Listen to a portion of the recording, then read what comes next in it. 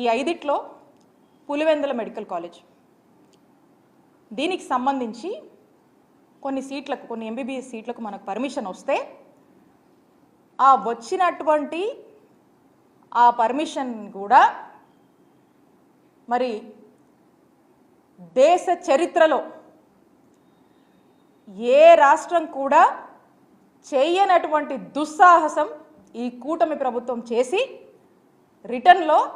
మాకు ఈ medical college వద్దు అని లెటర్ రాసినటువంటి ప్రయత్నం మరి మన ఆంధ్రప్రదేశ్లో మొట్టమొదటిసారిగా కూటమి ప్రభుత్వం చేసింది. నేను అడుగుతా ఉన్నాను, ఒక మెడికల్ కాలేజ్ తేవాలంటేనే ఎంత కష్టమో, 100 ఏళ్లకే 11 మెడికల్ కాలేజ్ మనకు ఉన్నటువంటి చరిత్ర మనకు ఉంటే మరి 5 సంవత్సరాల కాలంలో 17 గవర్నమెంట్ మెడికల్ కాలేజ్ తీసుకురావాలనేటువంటి ఒక గొప్ప సంకల్పం జగన్మోహన్ రెడ్డి గారు చేస్తే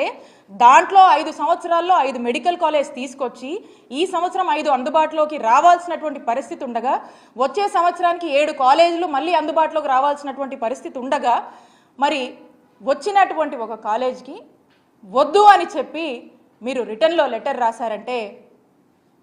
దీన్ని ఏమనుకోవాలి? అంటే స్పష్టంగా